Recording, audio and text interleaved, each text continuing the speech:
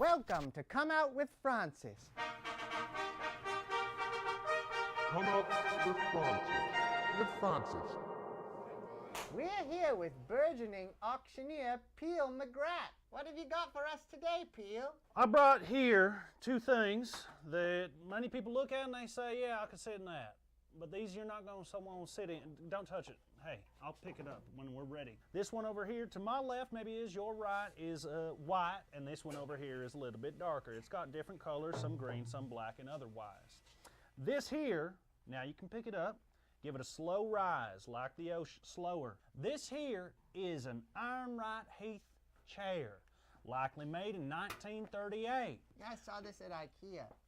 No, you certainly did not see that at IKEA. It's the same one. Listen, I'm gonna sell this. We're gonna start bidding today. All right, raise your hand. Anyone who comes by, raise your hand if you want this for $700. No, $700. Get them at IKEA. Get on $700. I see one. We got one for $700. Boy, you're in for it. You know if you put the hand up, you will give the monies. There's nobody. Let's see what else you got besides chairs. No, actually, I just brought two chairs. This one dates back a little bit further than the Heath, right? This here, and I looked carefully because I can read, the general, okay. What?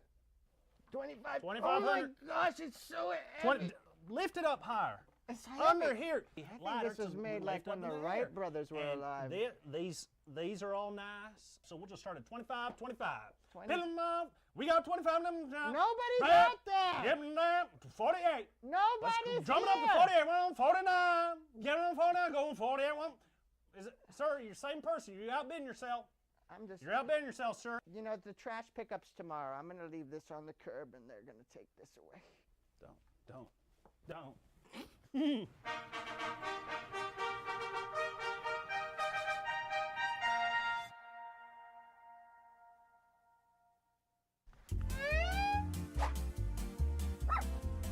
Here we go, guys. Hello, it's Piff the Magic Dragon.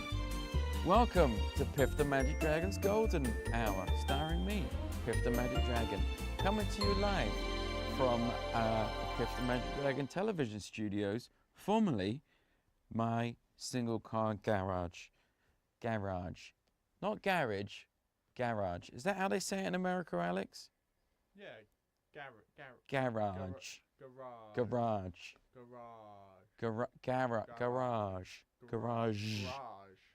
Like cabbage. Like a delicious cabbage soup. Mr. Piffles is here. Can you wake up, buddy? Piffles, they want to see you.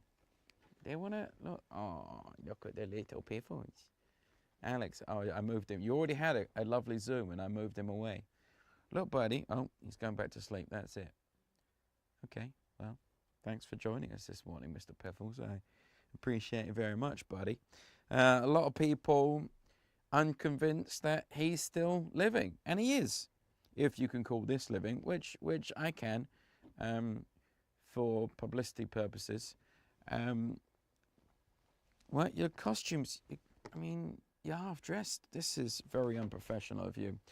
Every Monday to Friday, 10 a.m., 5 p.m., I'll be here learning how to make a TV show while my regular show at the Flamingo Hotel and Casino, 8 p.m. nightly, is on a coronavirus hiatus. Corona hiatus. I actually meant to say corona hiatus, but I said virus as well. Honestly, we're just trying to cheer people up a bit, because there's a lot of people out there doing good, helping out a lot of people, a lot of doctors, nurses on the front line, risking their lives. And I'm not really helping at all. So the least I can do is to try and cheer any of those people up who might be watching, because I'm sure after a hard evening at the intensive care unit, you come home and you want to watch a douchebag dragon. Probably not, but at least you want to see a cute dog. Let's show the dog again, Alex. Yeah, look at, oh, thank you for what you're doing. I appreciate everything you are doing. And to say thank you, I'm going to show this tiny dog. So that probably helps, right? All right, coming up on today's show, we have one of my favorite magicians of all time, R. Paul Wilson. I'm not sure what the R means. I'll ask him. And a little competition. The competition is this. We don't know what to do this evening. So if you suggest something, we'll do it. If you want to see a magic show, like a short one, because it's difficult doing magic with no people. Jade's seen all the tricks before. And, you know, it's like, hey, Jade, think of a playing card. 4 of diamonds. Well, you probably just said the card that I asked you to say. So you want to see a magic show? You want to see more Francis? You want to see more Piffles? What about that, Piffles? You could do something for a change. Whatever it is, whatever you want to see, I'm going to see whether you, the audience, have better ideas than me. So email pifftv@piffthemagicdragon.com. The best idea wins a stuffed toy Mr. Piffles. And listen, who knows how long the Postal Service is going to keep working. So you better, you know, win these quickly. All right. Now, as I said, coming up on today's show, we have R. Paul Wilson. Now, to those of you who don't know who Paul is, because he's like behind the scenes often in magic, let me assure you that every good thing in magic has somehow been graced by R. Paul Wilson. And a couple of years ago, he did a documentary about the state of magic. Let's have a look at that. Oh, wait, I've got to do a bit. Oh, God. That was close. Alex has asked me to do his material for ever since we started, a whole week. And I've found ways of dodging the bullet. But today I didn't. So Alex wrote a little monologue for me. And usually I edit it to at least put it in my voice. But I didn't have the time for that today. So I'm just gonna do Alex's monologue exactly as he wrote it. So before Paul Wilson, first I want to talk to you about the Cat Tracker Project, because attempts to find out where cats go and what they do when out of their home, set up by researchers from the North Carolina Museum of Natural Sciences, their team placed GPS collars on the animals. After tracking the movements and behaviors of nearly 1,000 cats across 4 countries and analyzing the data for 6 years, the results are in, which led one of the scientists to note, I was surprised at how little these cats moved. Most of them spent all their time within 100 meters of their yard. Mystery solved, guys. However, despite the years of work, hundreds of thousands of dollars spent, and lack of interesting data, this wasn't the biggest feline waste of money in the last year. What was that, Alex? Yeah, the movie Cats. How do you think I did, Alex? And the monotone doesn't help, and the fact you've never read these words before also wasn't contributing much to the pacing of it. You talk to me about monotone? I'll do it again if you want. Yeah, do it again, but spice it up. All right. How do you want me to spice it up? Do it like you've got to deliver this monologue before a bomb's going to go off. Oh, God. All right. 17 seconds on the clock. Okay, so I'm now going to redo Alex's bit. 17. This is why I didn't last in drama school. The Cat Tracker Project attempts to find out where cats go and what they do when out of the home. Set up by researchers from the North Carolina Museum of Natural Sciences. I'm doing that thing that, well, you know, I went to drama school for like 1 year. You wouldn't know. What? You wouldn't know. I did. I went there, and sometimes when you have to be more dramatic, you just shout with no emphasis on the drama. It's just more shouting. Their team placed GPS collars on the animals. Oh no, Piffles! After tracking the movements and behaviors of nearly 1,000 cats across 4 countries and analyzing the data for 6 years, the results are in, which led one of the scientists to note, I was surprised at how little these cats moved. Most of them spent, oh, there's a bomb going off in 16 seconds. Why am I wasting your time talking to you about these stupid cats, which was a waste of money? They didn't move. Here's a poster of the movie. Is that better? Yeah, I think so. I'm sure we'll find out from the comments. All right. Well, Piffles' costume has fallen off, so at least he's playing the role. All right, Paul Wilson, let's have a look at his trailer for Our Magic.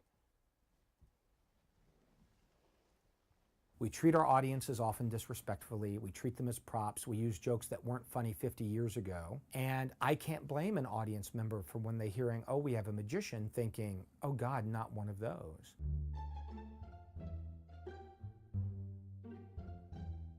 The extraordinary accomplishment of the magicians of the 20th century is that they managed to take something that is inherently profound and render it trivial. Magic is tremendously important. Sometimes even bad magic really gives the feeling of surprise. All performing, all art is like being seen in the proper light. Magic is whatever science says is impossible. It can change how people see the world and how they interact with the world. Everything is possible, and what can be better than that? You love magic, you love people, is the secret. You can pay me no amount of money that can replace that feeling that I get, causing a miracle to happen. I want it to be at that level that they have no other answer than it has to be magic. How could he do that? It's what the magician, the performer, brings to the table that makes that thing work. A window, an opportunity to do something that I could have never done before.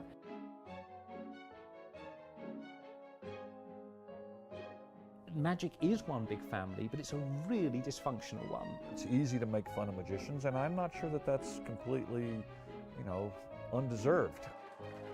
The community of magic is like a community of children. If you've ever been someone that's felt different or in any way not accepted, magic is this amazing safe haven. Life だね。生き方。I think at its most basic, magic is like, I just fooled you, bitch. You can't possibly expect to understand how it works because you know where a trap door is. The secret of magic is not how do I get the ball under the cup. The secret to magic is how do I make this room full of people care. Those that know don't tell, and those that tell don't know. Blue pill, red pill. Magic saved my life. Did it? Yes. Do you want to talk about it? Yeah. Oh, ladies and gentlemen, Paul Wilson. Hi, Paul. Hey, how are you? Oh, listen, I'll tell you how I am. Every time we go to Skype, it's like someone comes in and throws petrol all over us and sets us on fire, and we try and put out that fire in 2 minutes before we come back from the VT. So, that's the real show, is just watching us try and go to Skype. But now you can see the whole TV show, right? Yeah. Yeah, because yesterday Penn Jillette was just staring into the abyss of a light. So. Well, I'm very impressed. This is all very professional. You have. Thank you. You have a castle. Yeah, I got a castle. That's 5 years of doing 400 shows a year and no sleep. I got a picture of a castle. That's what it all led to. Now, you and I, how long have I known you? Like 20 years? Yeah. It's got to be. God, you sounded depressed when you said that, Paul. Yeah, it's funny because I'm the age that I am, but all those older guys that always told me that you'll never notice and it'll pass by quickly and then you'll still feel like a kid. They were all absolutely 100% correct, and now there's younger guys listening to me thinking that I'm full of it. But yeah. But they'll be dead too, those younger guys, eventually, and that's the hope that's keeping us all going, isn't it, Paul? It is. That's a fancy chair you got there. Is that an Eames chair? That is an Eames chair, yes. Yes, it is. Yeah, Piff the Magic Dragon knows Interior design, maybe? Is that what you call Eames? Wasn't he an architect? I don't The know. only interior design that exists in my house, by the way. This is it, which is How purely comfortable is that backdrop chair? for Skype calls, basically. How comfortable is it? It's very comfortable. It's a great reading chair, so that's where I fill my brain with stuff. Really? Oh, that would be amazing. Wait, you got a chair just for reading? Yeah. Don't you? I don't have a chair for reading. And that's the difference between me, Piff the Magic Dragon, and Paul the Wisdom Wilson. Here's a chair just for reading, all right? I just sit on this and read. That doesn't work. Nothing goes in. Paul, he sits in his Eames chair, floods in. Now, most people do have a chair for reading, though, right? And it's in the bathroom. that's true.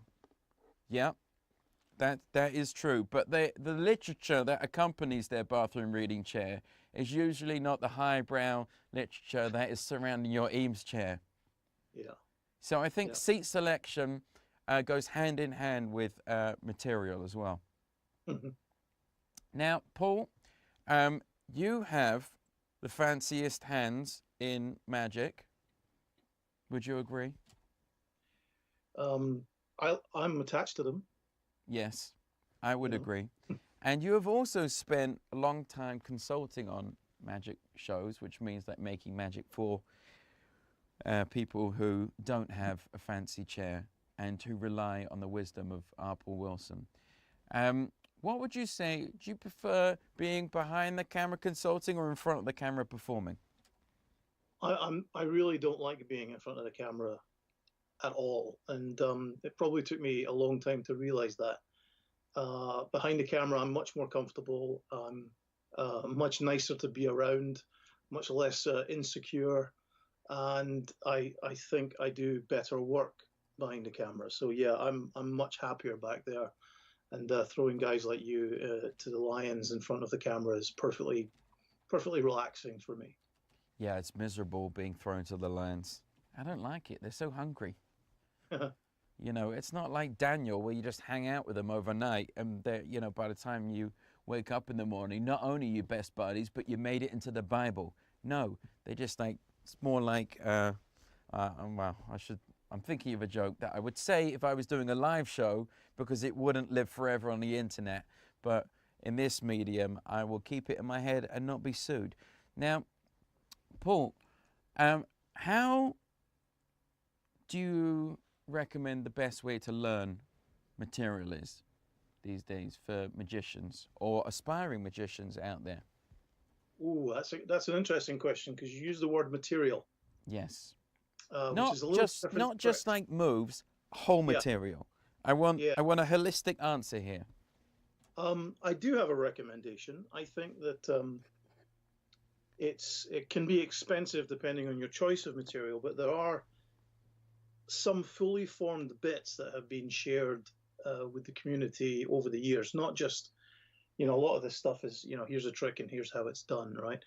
But there are, you know, I'm thinking of things like the juggling hands routine that Mike Caveney sells, which is not a cheap thing to buy, but it comes with all the lines, all the bits, all the things that make the routine work in front of a live audience, and it's available for you. You know, it's not something you have to, you know, steal, which unfortunately does happen a lot. I think if you can find a bit by somebody who you gel with in terms of that's the kind of thing you want to do, and then you can use that as a way to build your own personality into it, that's a really good way for some people to do it. It's not my way to do it. I personally am not a professional performer, but I try and do my stuff the way that I kind of want to do it. So I kind of just do what interests me, really. And that's, you know, that may or may not be entertaining to people. But to learn material, I think at the beginning of entertainment, you know, many years ago, you could get up in front of an audience and maybe do your favorite, you know, one-liners by your favorite comedians and get some laughs, and then figure out that, you know, you quite like doing this, therefore maybe you should write some of your own lines. And I don't think it would be unreasonable to suggest that many entertainers in history have done something similar to that.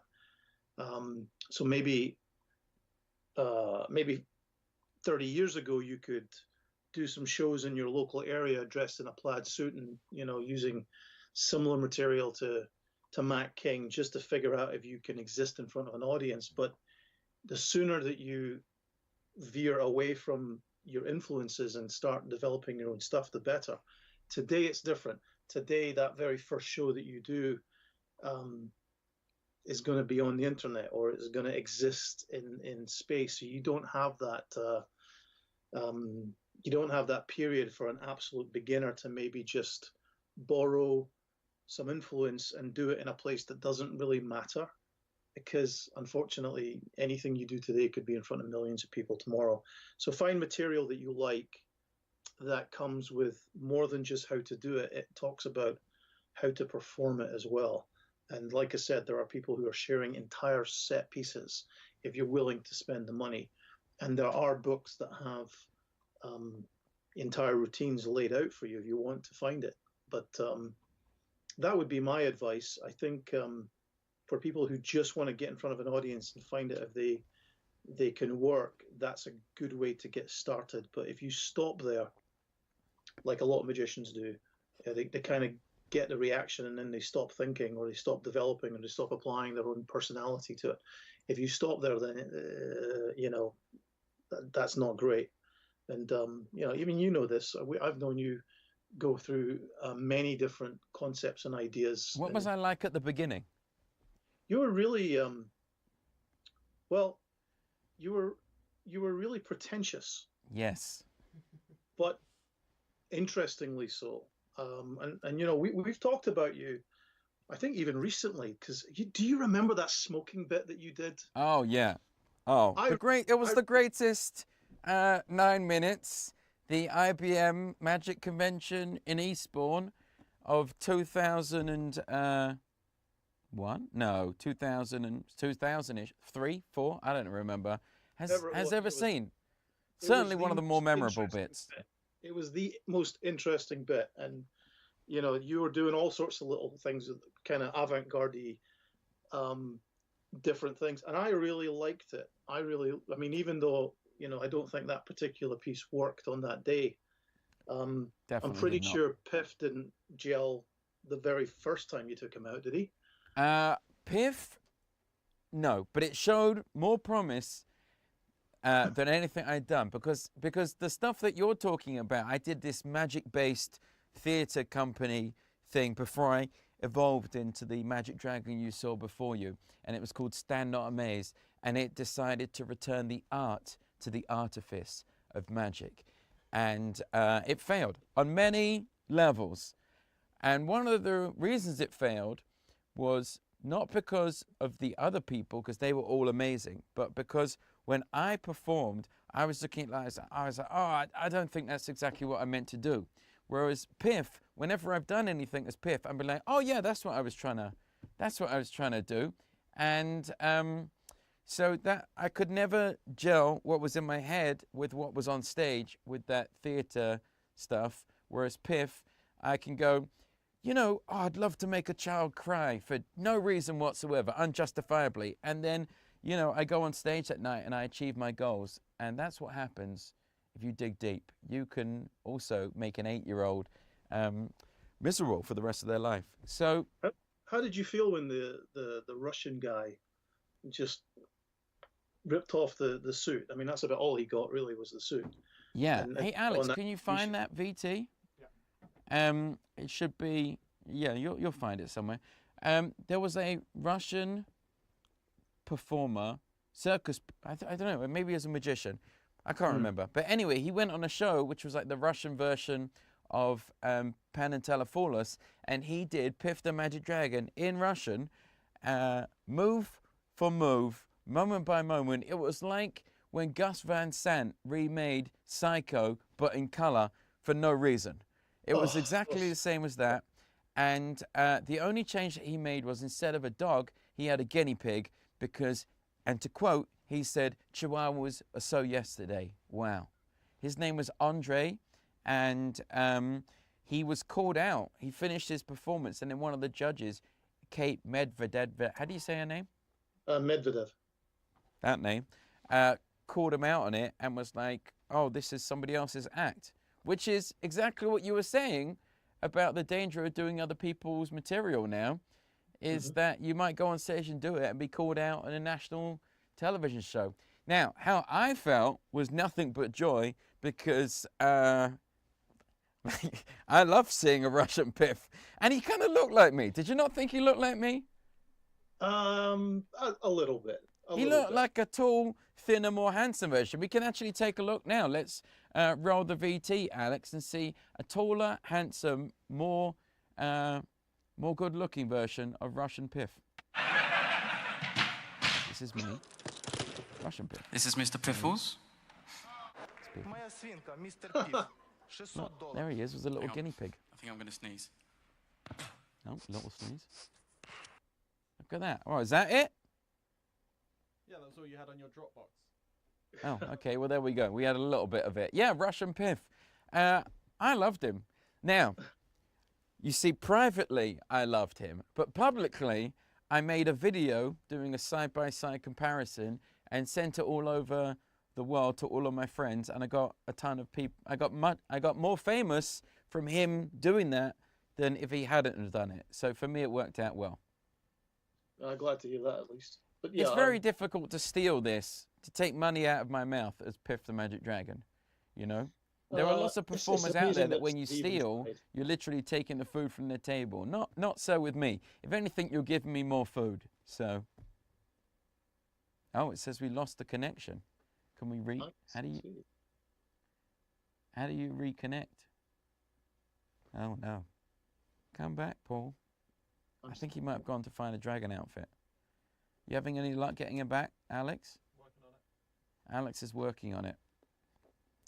Now, if you want to see those performances of me before I was Piff the Magic Dragon, performing wonderful, artistic-based magic, then bad luck, because I burnt and erased them from the internet. They are gone, never to come back. So that's just the way it is. And now we're going to point the camera at me for some reason. Oh, is that because you're going to sneak in, Alex? Yeah. Oh, this is Alex sneaking in. Look, a shadow just crossed my face, Alex. What have you done now? That's not good. That's definitely not going to fix it. Of all the things you did that were going to help, that wasn't it. Yeah, you see, it doesn't work, does it? You can't. Alex, just. I'll go back to my IT support days, all right? Okay, here we go. I used to work in IT while I was still a trainee dragon, and Alex is having some computer issues, so off you go. Who set up the computer? Can you just call me up, please? Dring, dring. Yes, IT support, Piff the Magic Dragon here. Some Muppet set up this computer system for a live TV broadcast. It was about 5 to 10 when we were due to go live. Yeah, at 10. all right, okay. So he kind of rushed through it a little bit. Okay, well, he was actually working on it all night to try and make Skype work, but okay. But now it's not working. Right. So what do we need to do? Well, you need to go to System Preferences. Okay, have you done that? Yep. Okay, can you go to Sidecar? Yeah, Sidecar, all right? You see, you don't even know the options that you're involved in here. Have you gone to Side?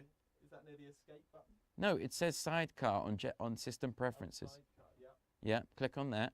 Yep. Now, does it say Connect to? And does it say Piff the Magic Dragon's iPad? It does say that. Okay, so click that. Yep. Has that done anything? It's done something. Right, great. Now, go to Skype. Okay, reconnect. Or call Paul. There he is. There he is. Okay, now, wait, you're almost there. Now you're going to go, okay, then move that cursor up a little bit. Click on that and go full screen. All right, and then click the mouse there in the middle of the screen. Just click it. There we go. All right, you back, Paul? I've been here the whole time. I saw all of that. And, oh, God. It's thrilling television. I'm sure there's at least one audience member still with us. Paul, everyone's indoors. They've got nothing, all right? All they have is this. Can you imagine a world that all they have is this? Well, that's what we're living in now. What are you doing while the coronavirus has got everyone on lockdown? I'm writing. I'm working on a couple of TV projects, so we're still having our meetings on various non-hackable platforms, and writing. I'm writing a lot of stuff, so I'm trying to keep myself busy with all the projects that I was supposed to be doing anyway. So what's a non-hackable platform? Skype isn't too bad, and Google Hangouts is okay. Zoom is very suspect, but you know, everything changes all the time. If you have reasonably good software on your device, then you should be able to hopefully fend off the general because I've got a lot of problems with Russia after that last moment, and I'm just concerned that now Russia is hacking me to get into my Piff the Magic Dragon live stream, and Andre is in his parents' garage setting up his very own version of Piff TV, and he's gonna scoop my sweet Paul Wilson interview from me. Don't, Andre, just find your own voice, okay? It didn't work out the whole. It worked out well for me. You put more food on my table, but didn't work out so well. He actually got in touch with me on Instagram about 6 months ago. Now that Russian dragon thing was about at least like 7 years ago. It was a long time ago, 8 years ago. 6 months ago, we got in touch because he wanted to accuse me of stealing his act. That's what he said. He said, you took it from me. Brilliant. You know, it is possible that two people have exactly the same idea at exactly the same time. That can happen.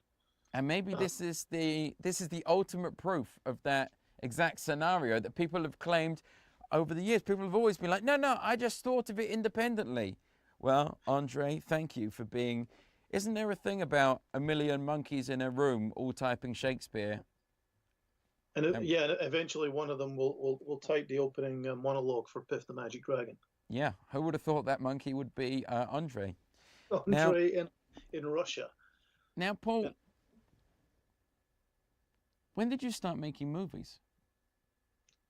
I started making short films quite a long time ago with all sorts of little cameras, and most of them are either in boxes on tapes or, you know, languishing somewhere, just practicing really. But about 2012, I started doing things a little bit more seriously, and got involved with a couple of really interesting groups who were discussing. I mean, it was a course that I went on with a guy called Per Holmes, who's sort of like a savant genius at analyzing how films are structured and how not just the technical angle but the artistic angle. So I got involved with him, and in 2013 I made my first official short, which was The Magic Box, which I released, and then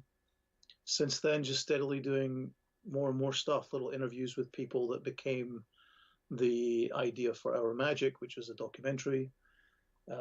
Then I decided to try and make a feature film with less than $5,000. Oh my God. And then I managed to raise a much healthier sum in order to make another feature, and then I did a sort of longer short film called To the Sea, which is still doing the rounds in the festival circuit. And my latest feature is going on to iTunes in the US in the next couple of weeks, I think. Whoa, what's that called? That's called Isolani. Oh yes, okay. Yeah. And when you're on a film set, because sometimes I'm doing, you know, I don't know, I'll give you an example. Last year we shot a Piff the Magic Dragon special, and I was on it, and all these people were running around, like shouting at each other. There were cameras everywhere. There was like queues of people waiting to get in, and I was like, oh, this is all my fault. This is all my fault. And now all I can do is go out there and do a good show, and hopefully everyone forgives me. Do you feel that level of pressure when you're on a film set that is of your making? Yes, the answer is yes. When, from my point of view, I kind of answer to everybody, and therefore I'm getting everybody's issues, throughout the day. But also at the same time, I'm trying to lead everybody towards a specific goal, and I do get that pressure. But for me, knock on wood, I think the pressure, I'm far more comfortable with that pressure in the context of being the director and sort of the final voice, because it, I have a very basic rule on set, which everybody seems to understand and get, and I think is really helpful. So once we're all on the same page creatively, and then we have the space to try new things, it's just trying to fight the fires that will naturally occur. But, I do get that pressure, and it's probably a lot more pressure than I ever got in front of the camera, because so many other people were dealing with, other issues. But the pressure in front of the camera, I always feel is, more ego-based, and I don't really handle that as well at all. So, yes, a lot of pressure, but I quite enjoy it. Do you ever find yourself feeling unprepared when you're behind the camera? Or are you good at getting all the preparation done? I think the preparation is everything, and I don't hit the set without a plan. That plan may fall apart completely in the first 5 minutes, and that has happened. And the fact that you had a plan is a really good place to start solving the new problems or the unforeseen problems. But I do know that a lot of directors just go out and wing it, and that usually comes through in the final product. You want to have, there's two ways of directing. You can film everything and allow the editor to basically put together the Lego any way he wants, or you can shoot to some sort of plan that allows you to be creative in the edit later, but still has a direction, which is the goal. But without preparation, it's very hard to communicate with my camera team, with my script supervisor, and with my AD, because everybody has to know what's going to happen in the first 5 minutes of a day. And if we're not filming within the first hour, then I want to know what's happened, because that's kind of unacceptable unless there's some, physical or danger-related reason. But generally speaking, I go on with a plan, and if everything falls apart, or we see something better, and that's the other thing, if something better or different, or once you're in the space, you're actually on the set, you can see things that you maybe didn't see before, or you can go in with an entire plan and your actor may just feel something else is going on. And if you speak to them and listen to them and just work together, you can find some stuff that nobody would have thought of on their own. So it's kind of like be prepared, but at the same time be open. So let me give you a little hypothetical. You're in a desert, and the entire desert has been shut down by a virus, which has meant that nobody can leave their house. And you've decided to start doing a television show twice a day, 10 a.m. and 5 p.m. And your crew consists of one person who has to stay 6 feet away from you at all times. And you have rudimentary, if not imaginary, skills on a technical level. And every time you do something, it's like a billion more problems arise, and you find yourself at 9:58, for example, trying to get a Zoom thing working with Skype, but then luckily you didn't get Zoom working because it's hackable, and a Russian dragon is trying to take you down from afar. And you have a dog who basically contributes nothing, but at least you have a nice backdrop that's commented on by your guests. What advice would you have in that situation? I think the best advice is what you're already doing. You know, make it the show, because it's a large amount of what you have. I think you obviously a week from now you'll be doing things a little bit differently, because I think your assistant will understand what sidecar is after today. Assistant. Thank you. Thank you for naming him appropriately, because I've been treating him as an equal, and that's probably what's led to this cluster fail. So now, Alex, I'll refer to you as my assistant. And Alex should always refer to you as the talent. Which, yes, Alex, the talent. Which sounds to the talent like some form of compliment, but from our point of view, it's really exactly the opposite. Yes. There's a certain level of scorn. There's a certain level of scorn when it's like the talent is like, here's the slot bucket over there. Let's bring in the slot bucket. Let's bring in the talent. Is that really where it is? That's pretty kind, actually. The slot bucket's a pretty kind way of doing it, yeah. Now, Paul, I'd like for you to challenge me, okay? I, Piff the Magic Dragon, am going to learn any trick of your recommendation, and I will perform it in, I don't know, 2 days? A day? How long? Yeah, tomorrow. Oh, God. All right, tomorrow. Don't worry, I'm going to send you this so you can watch it at your own time. You don't have to tune in live. Any trick, you name it, I'll perform it on this show. Now, remember my limitations. Well, you say limitations, but you've always been pretty keen on the hard stuff as well, haven't you? So, I don't know. I think a really good trick that maybe people haven't seen a lot of is a trick called 7-Up, which is in the Classic Magic of Larry Jennings. Do you have that book? I don't have that book. Well, this is going to be long. This is going to be long, isn't it? But I can get it. I mean, that's part of the challenge. I can find somebody who has the book, get them to, I can purchase it off them, get them to run it to, I don't know. I'll find the book, 7-Up by Larry Jennings. Okay, I'll do it.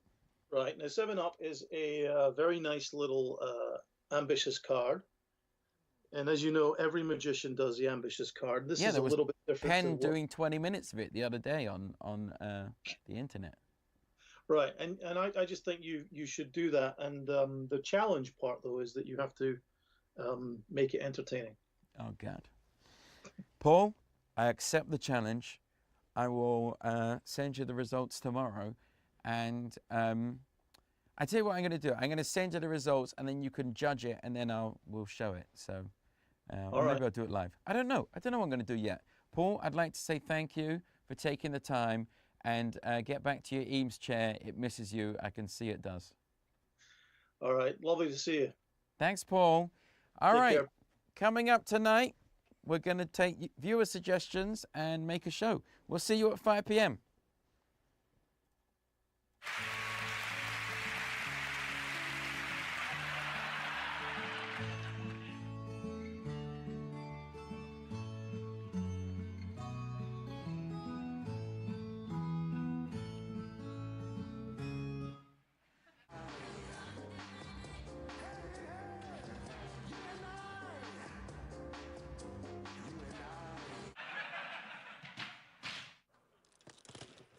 This is Mr. Piffles.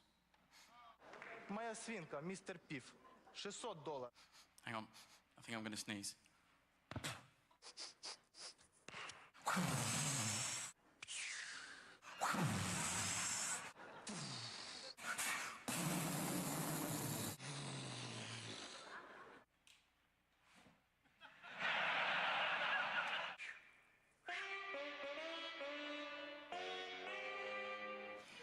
We all...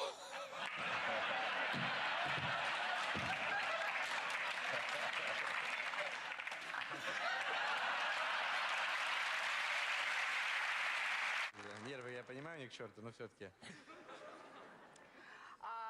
Ну, мне предупреждали, театре, я готовилась к чему-то эротичному. Выступление. Мой вердикт будет суров. Есть очень известный фокусник, который работает в такой же манере, в таком же костюме, говорит те же самые шутки. Единственное отличие то, что у него маленькая собачка, а у вас морская свинка. И реакция зала основана только на том, что понравилась комическая часть номера, то я лично буду оценивать только фокус.